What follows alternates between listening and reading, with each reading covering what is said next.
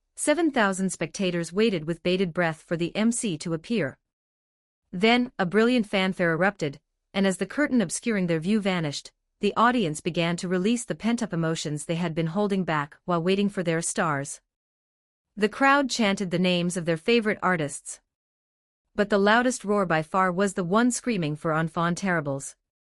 While plenty of talented rookies had emerged recently, Enfants Terribles was recognized as the absolute authority, the ones who had personally ignited the current band syndrome. A global group that had reshaped the very landscape of the music scene.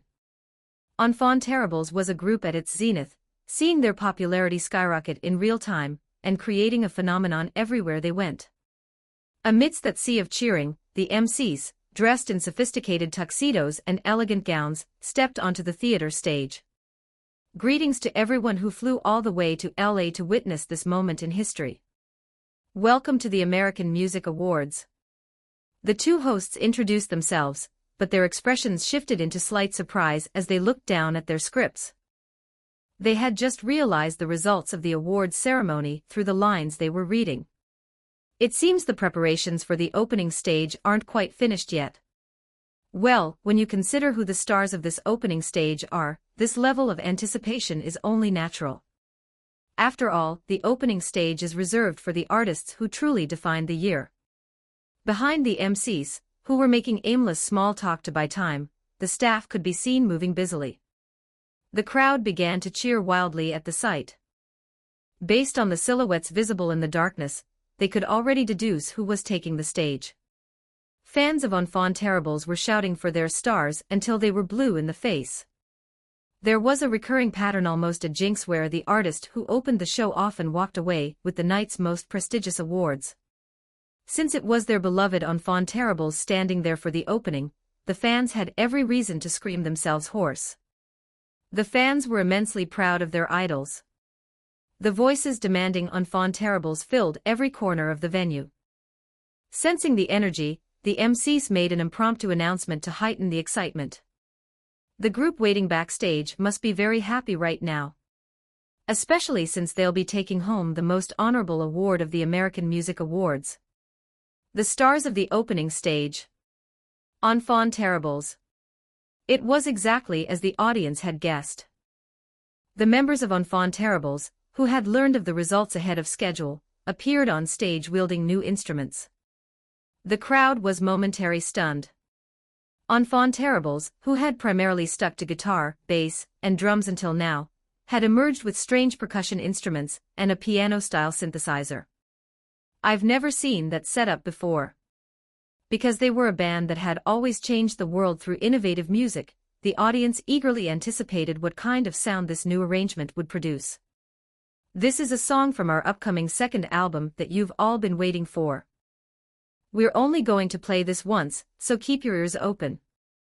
Upon hearing that declaration from a band that never disappointed, the audience let out a thunderous roar. No surprises. As the shout from the bald bassist faded, the cheerful chime of a glockenspiel, and a clean guitar tone contrasting sharply with the band's usual heavy sound began to fill the theater. The audience listened intently to the intro, which carried an entirely different atmosphere than usual. Yet, everyone shared the same thought. Enfants Terribles wasn't just following in the footsteps of the past, they intended to pave an entirely new road for band music.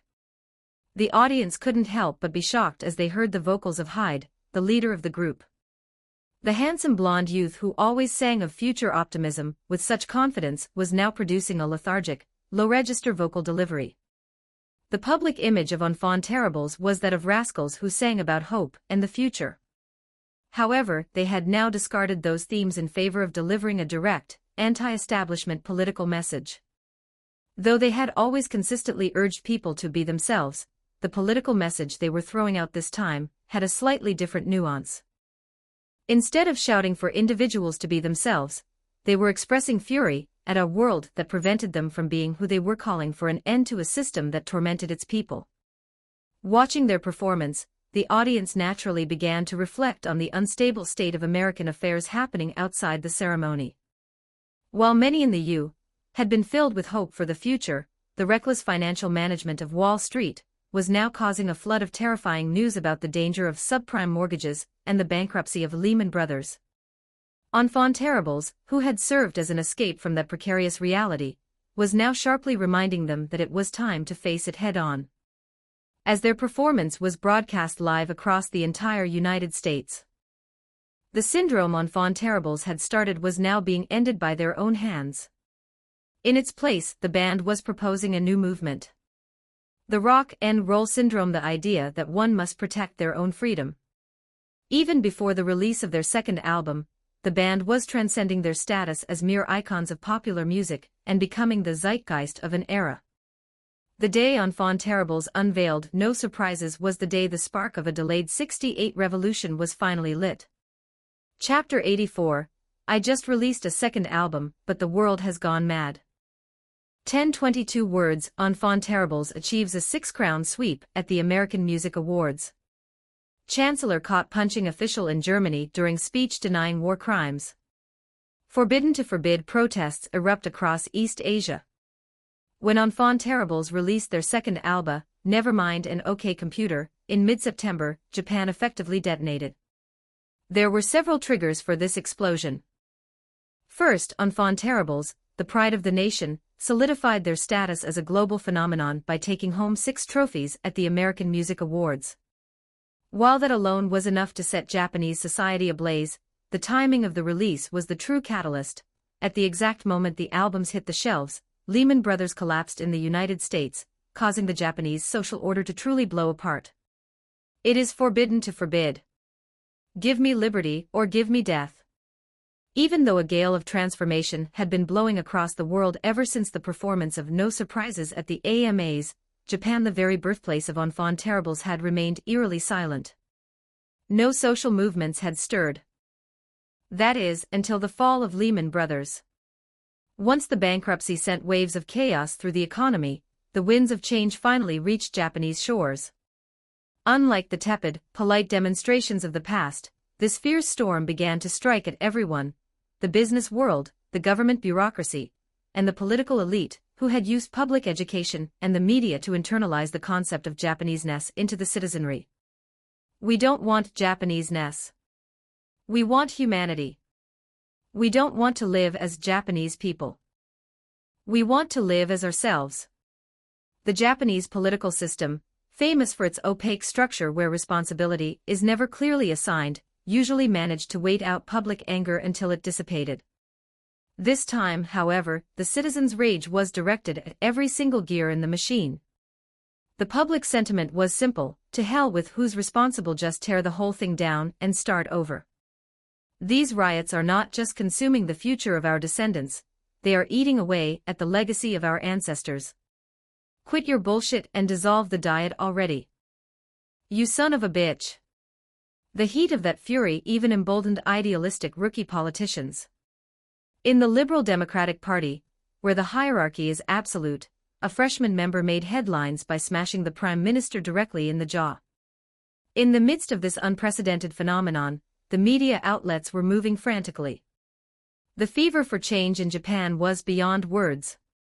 Media companies saw this as an opportunity to reclaim true freedom of the press. Burn it all down. All of it.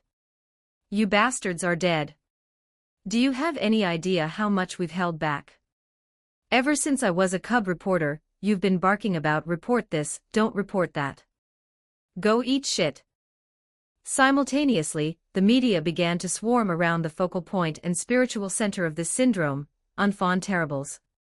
News agencies no longer sat with stiff necks, waiting for the band to come to them. They spent 24 hours a day calling the band's manager in America with the desperation of people praying to a god. Some even chartered planes, sending dozens of reporters across the Pacific. Just give us one word. The people of Japan are waiting for your opinion. The members of Enfant Terribles were utterly bewildered by the volcanic reaction. In reality, OK Computer, which was being hailed as a masterpiece of political subversion, was exactly the product of the bald bassist's firm ideological convictions. It was more that the books he had recently read happened to be by Noam Chomsky, so he had mindlessly blended those arguments into the lyrics. Good grief. Can't we just do whatever the hell we want? Why do they keep asking? The influence of Enfant Terribles was now absolute. A throwaway comment from one of them could become the slogan for protesters worldwide. Just as the Beatles once had, Enfant Terribles had become the icon of a counterculture, vacuuming up the attention of the entire planet. Michael Stipe.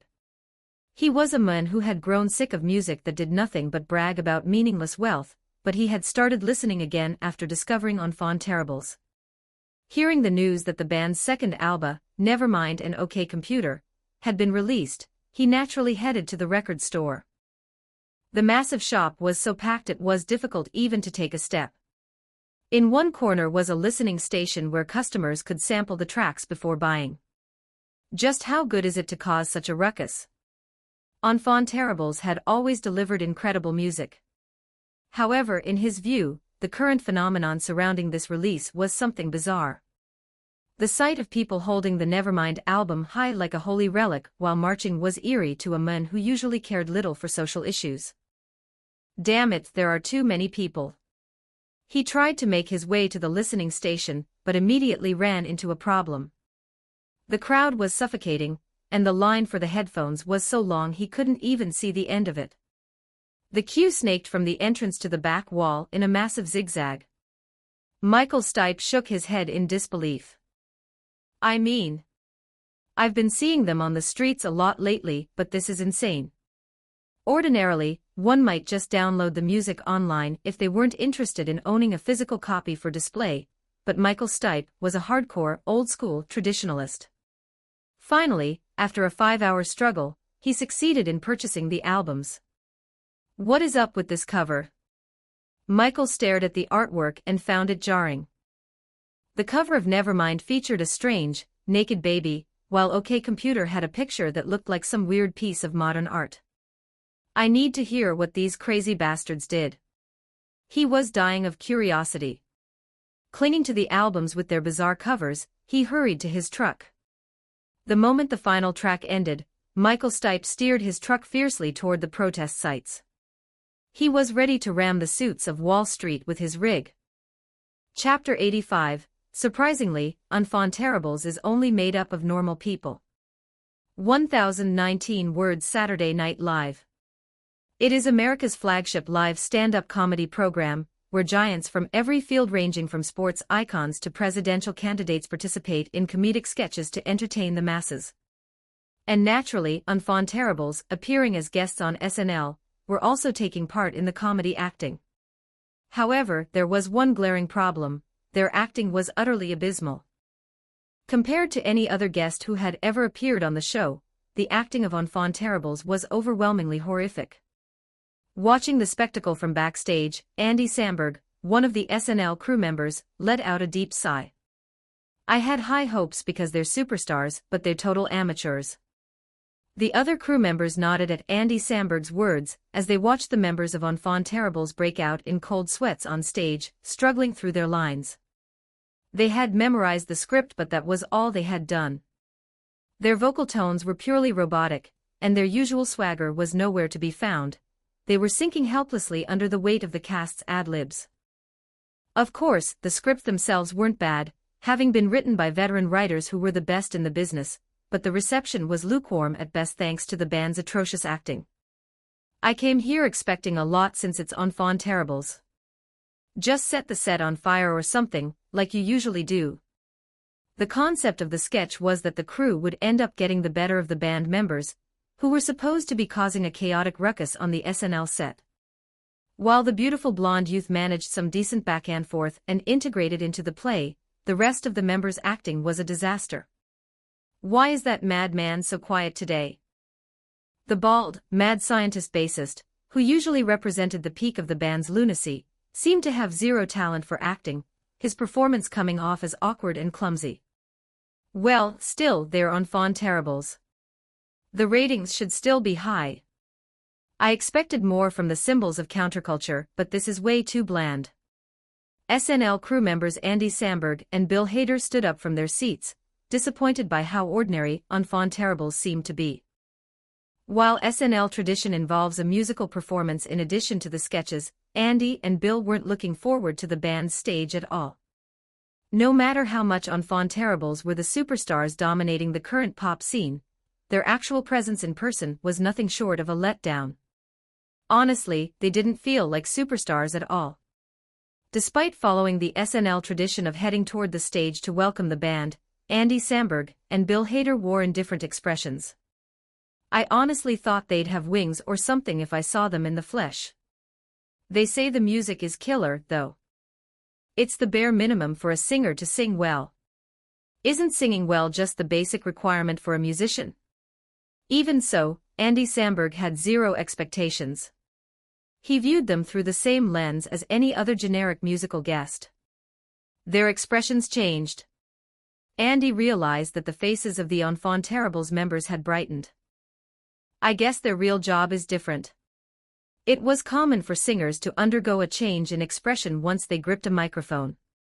However, the smiles on the faces of Enfant Terribles felt qualitatively different from those of other artists. Is it just me, or does it feel like there's a halo behind them? And unlike the awkwardness they displayed during the comedy sketch, a charisma that seized the attention of the room began to radiate from the muscular mixed-race drummer and the bald bassist.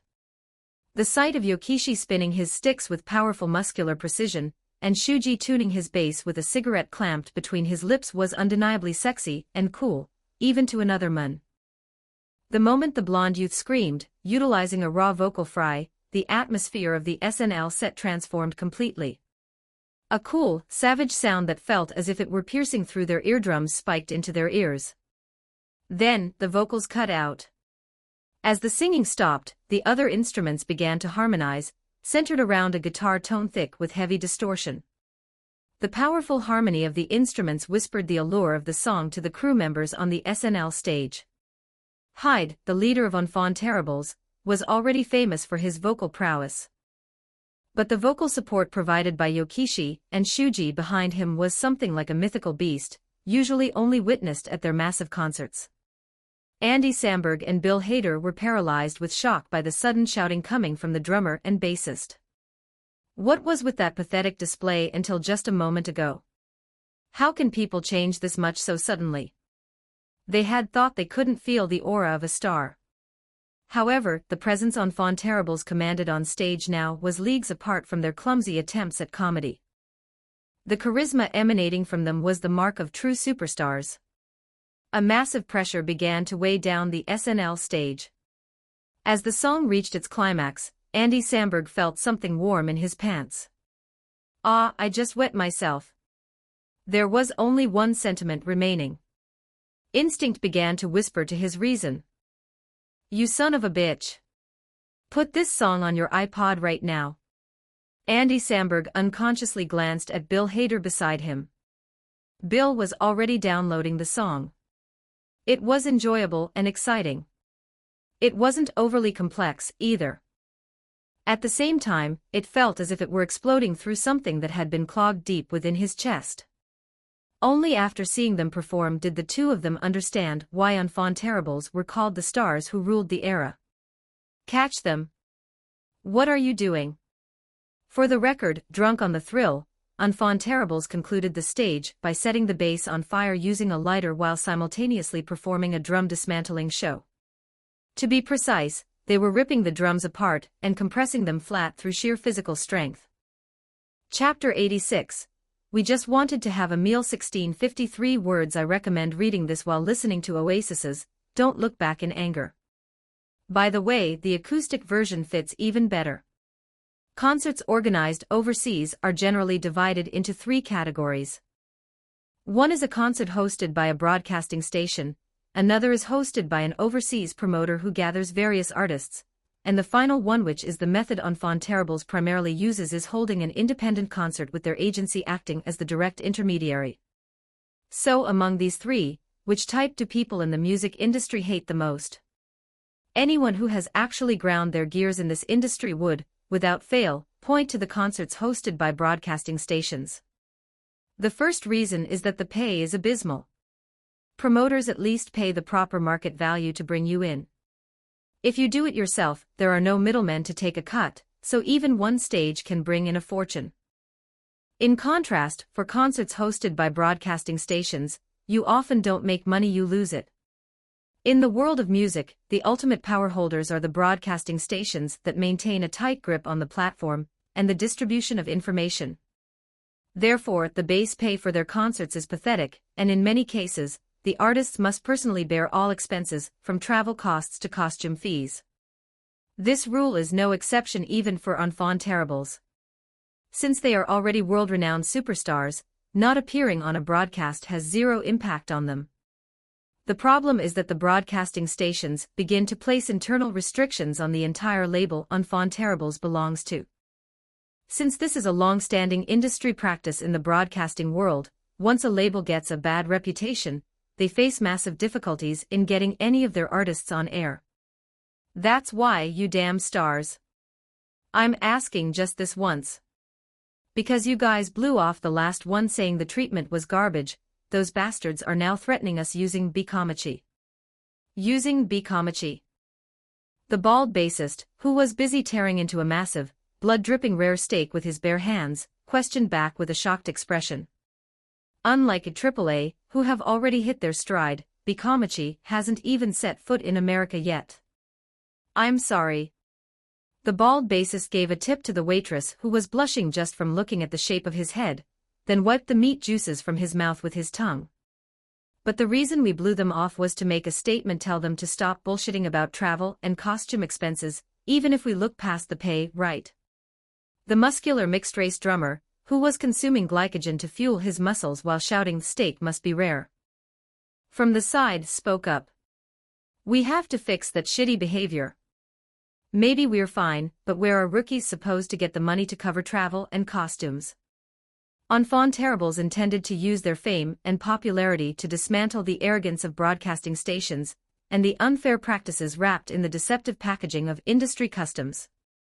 Leader, can't we just write a song for Bikomachi? You want to write an idol song? Have you ever even written one? I'm the genius composer who created OK Computer. An idol song is a piece of cake.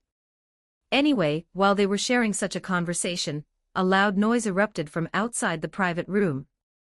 Is this how you treat your customers? Look, there's hair in this food. Are you saying I'm lying? Opening the door slightly to check, they saw a Caucasian woman with her child by her side, arguing with a waiter. This hair is... My hair is blonde, what are you talking about? This one is purple. As the woman's voice grew louder while arguing with the waiter, attention began to drift toward them. Of course, it was none of Enfant Terrible's business. In fact, intervening would likely only make things bigger. For the remainder of the time, they discussed the collaboration with Bikomachi over steak before preparing to leave the restaurant. Can you really write an idol song? I feel like it'd be better if I did it. Getting up from his seat, I looked at Shuji with skeptical eyes. Shuji was originally the type to loathe idol music, claiming music should be art. I'll write it. It'll be nice to see AI's face, too. I hadn't seen AI's face in quite a while because I had been staying abroad. Visiting her under the pretext of writing a song was truly killing two birds with one stone. Write it with me. Let's go to Japan together. It'll be great to squeeze in a date and everything. Man, I'm jealous of you and the baldy, so jealous. It was just as we were walking out the restaurant door. We heard the sound of a young child crying from somewhere. Everyone, shut up for a second. I stopped the group as they headed toward the car. Everyone looked at me with confusion, but I used the faint sound of crying as a guide and tracked down the source.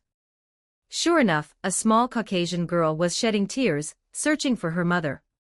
Seeing that frail child wailing for her mom, I felt a deep surge of pity, wondering if AI had been in a similar situation right after she lost her mother. Where are you going? You damn stars, now we're gonna blow off the radio show too. Shuji and Yokishi rushed after me, then looked shocked when they saw the sobbing girl. Isn't she the kid of that lady who was fighting with the waiter? She's a mother and she just left her kid on the street. What a total bitch.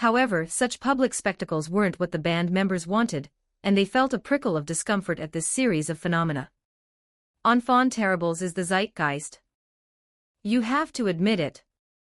Defying the strong and showing compassion to the weak. Isn't that exactly what our era needs right now? Have you heard the rumor that they sent threatening letters to news outlets telling them not to write articles because it was just a random act of kindness? Their character is literally GOAT. So damn cool. Just total badasses. Even actions performed without a single thought are assigned profound meaning, and thousands of evaluations sprout from them. They say this is the standard life of a star, but the level of distortion applied to enfant terribles was so intense it made other celebrities look pale in comparison. Enfant terribles' base-burning performance. A warning shot against the establishment. Enfant terribles had become the spokesman for a generation, yet they had never once asked for that title. On the contrary, they loathed having their music and actions overanalyzed. I only beat them up whenever I saw them so they'd stop acting like that. Like a snowball effect, the more enfant terribles resisted the public's reaction, the more the masses grew fanatical. Despite their rejection of fame, they unintentionally knew the perfect ways to set the world on fire. The rock stars shaking the world, standing against capital and corporations. In Hyde's mind, he had become a walking contradiction from the moment he hit the mainstream. He had gained popularity by borrowing masterpieces from the past, had completely escaped the life of a commoner, losing the raw energy and spirit of his previous struggles, and even his attempts at rebellion only served to cement enfant terribles more firmly into the establishment. The harder Hyde tried to push the fame away with his entire being, the more the public cheered, calling him an anti-authoritarian star who perfectly fit the times. Makoto Hyung, what's our next schedule? We catch a flight, appear on a late-night show, then do a magazine interview there and then. Unlike their tour for the first album, Enfant terribles' schedule was now packed to the brim. During the first album, they only had to care about the music and focus on the stage, but for the second album, they had sparked a new wave known as the September movement. To dissolve the fantasies the public had projected onto them, they were now forced into various broadcast appearances. Busy as hell. There's a law in showbiz that says being busy is a blessing, but that law seemed to miss the mark for enfant terribles. Having already earned more money than they knew what to do with, simple broadcast appearances as opposed to actual concerts were nothing but physically draining labor. The members of Enfant terribles climbed into the vehicle with Miyazaki Makoto. Look over here just once. Kaya ah. Enfant terribles couldn't find peace even on the way back to their lodgings. Fans stalked them everywhere. This time, it seemed they had followed them all the way into the parking garage. Yeah, good to see you. Don't follow us all the way here, go live your own lives. A rock band shouldn't be your everything. Hyde waved his hand while giving them a piece of advice. Wait, what the hell are those massive cameras? Cameras with lenses as long as a person's forearm began snapping photos of the members. Nishijima, the usually eccentric bald bassist, flashed a V sign toward his fans. Makoto Hyung, what are those? They probably make a living off those photos. They upload them to YouTube or blogs, and I heard they even compile the good ones into books to sell. Isn't it illegal to sell them? Well, there's no end to it if we try to catch them all, so we just look the other way as long as they don't cross the line. If they were paparazzi from the press, the band would have hunted them down and given them a physical reality check, but since they were individuals, the members kept their mouths shut. Though they had assumed they were just simple fans, discovering that these people were operating for their own profit came as a slight shock. As they drove off, several cars began to move in unison behind them. Don't you think it's gotten worse lately, Musulman? At least it was a bit more comfortable in Japan. The bald bassist stared out the window with a fed-up expression. Over 10 vehicles were fiercely pursuing the car carrying Enfant terribles. At least we don't have groupies to deal with. Tanaka Shuji, the blonde-haired youth, spoke up with a sense of relief.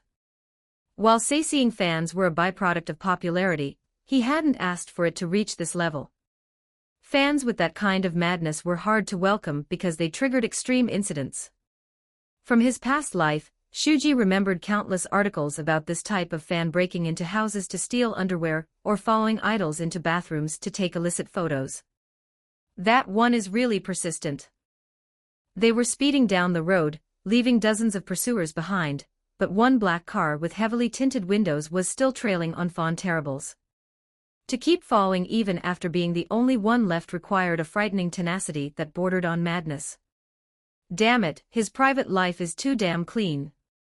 Lindsay Martin, a paparazzi for the famous British tabloid The Sun, vented her frustration inside her car.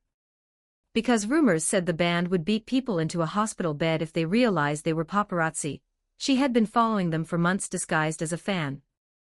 She had crossed borders and traversed various countries to capture their private lives, but she had come up empty-handed, aside from a minor dating rumor regarding the bald bassist. But the frontman of Enfant Terribles was Hyde. A dating rumor about the bald bassist wasn't worth much. Most of his female fans liked him for his eccentric personality, not because they viewed him as a romantic interest. Meet a groupie, for God's sake. Or at least have a meeting with a woman. Hyde, the leader and frontman of Enfant Terribles, was handsome but lived a life completely devoid of any romantic encounters. The only female he met privately was a minor idol named Hoshino AI, who was known among reporters to be treated like a younger sister by the band members. And on top of that, she was a complete nobody who hadn't even set foot in America yet. Chapter 88, Side Story, Collaboration with B1693 Words. October is the busiest month for record labels. This is because many artists prepare for comebacks in November and December. To avoid being forgotten, artists must release at least a single during this window. Consequently, to release an album in December, preparations must begin by October at the latest. Currently, Ichigo production was in a state of chaotic frenzy. They had to draw attention through collaborations, negotiate with advertisers, and coordinate schedules with broadcasting stations to align with comeback dates. In particular, Saito Ichigo, whose intuition was top tier in the entertainment industry, saw that Enfant Terribles had surpassed 3 billion views on a platform called YouTube. He was making very special preparations to leverage that platform. Have we connected with the person who uploaded that AAA performance video? Their request. They want VIP seats for AAA. Just give it to them. What's the problem? You think it's unfair preferential treatment? Just pick a few dozen other fans and throw them in together. Let's be flexible here. Saito Ichigo recognized the immense potential of the YouTube platform. While traditional broadcasters were the mainstream now, it was clear that a time would come when YouTube would take that place. Recognizing that potential now, Saito Ichigo intended to use it aggressively. As early as 2008, he was thinking of utilizing fan cams. Are the PDs connected? Once this single is released, we're going to push Bikomachi in earnest. If the agreement with the PDs is done, tell them to create some episodes. Hire a scriptwriter. We have to hit the top of the Japanese industry first before we can even think about going overseas. Saito Ichigo was losing his mind, barking orders at middle management, and digging through documents filled with complex metrics. Although their scale had grown larger than some major agencies, he was still the only one at the newly established Ichigo production who could handle work properly. He was currently in the process of training capable middle managers, which meant he personally had to oversee countless areas, singles, music videos, advertisements, and broadcast programs. On top of that, with Bikomachi preparing for a comeback, he had to connect and reach agreements with producers, choreographers, and other stakeholders. Saito Ichigo was working so hard his hair was thinning at the crown. You damn star. Aren't you being a bit too comfortable? Saito Ichigo glared at Hyde, who was reclining on the sofa in the president's office, nonchalantly sipping an iced Americano. Though he was a busy man currently active in the United States, he had to return to Japan alone due to unavoidable circumstances. The reason was the collaboration with Bikomachi they had discussed at the steakhouse.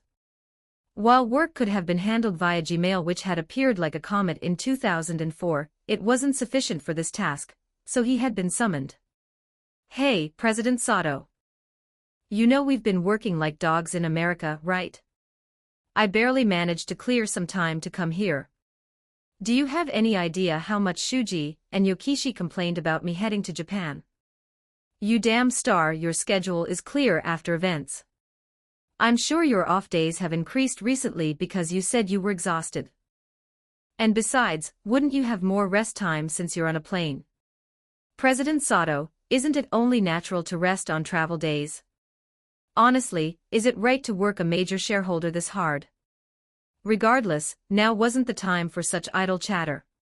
Saito Ichigo reminded himself of the reason he had called Hyde back from his busy activities in the States. You damn star. Did you write the song? I've written the song for AI. Not that one.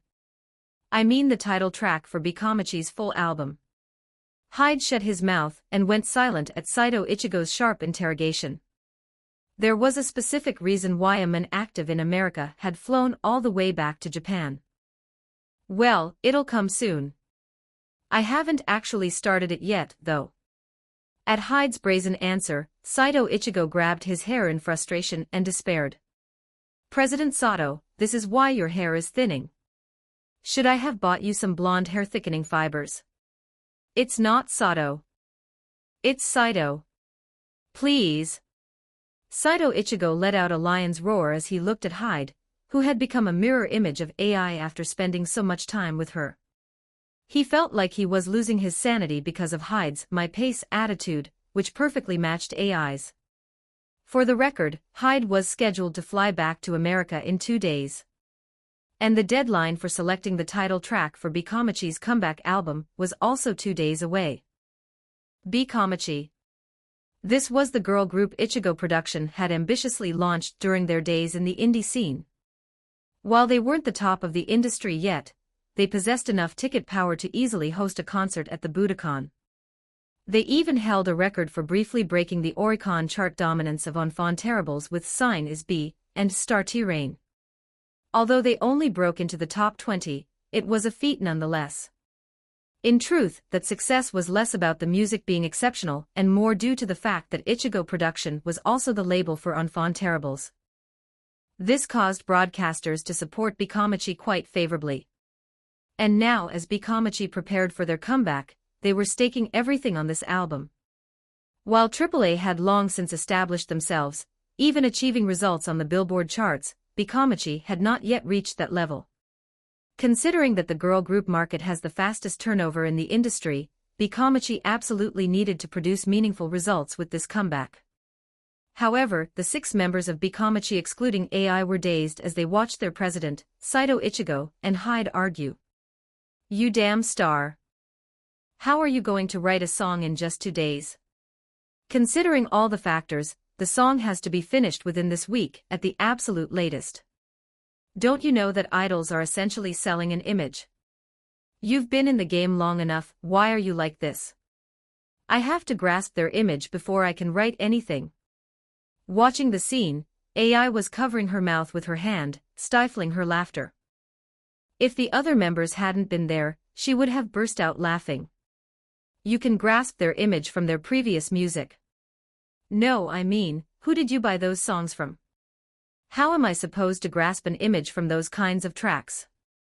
Seeing the 2 men grabbing each other by the collars and arguing, the members of Bikomachi began to worry whether they would even be able to make an album at all. I bowed my head in response to the tense greetings from the Bikomachi members. Ah, nice to meet you. I've heard a lot about you all from AI. To be honest, I had agreed to write a song for Bikomachi, but no particularly good inspiration had come to me. Of course, having grown up in my past life in Korea where idol groups had essentially swallowed the music industry whole, writing a girl group style song was not a difficult task. In fact, it could be said it was easier than making a band song. The instinct etched into one's DNA from growing up in the land of K-pop is a terrifying thing. However, since idol groups fundamentally operate by selling an image to the public, I couldn't write a song without seeing their faces. Even though I knew AI, Bikomachi wasn't a solo act, I couldn't just write based on AI's image alone. With those thoughts in mind, I scanned the faces of the 7 girls.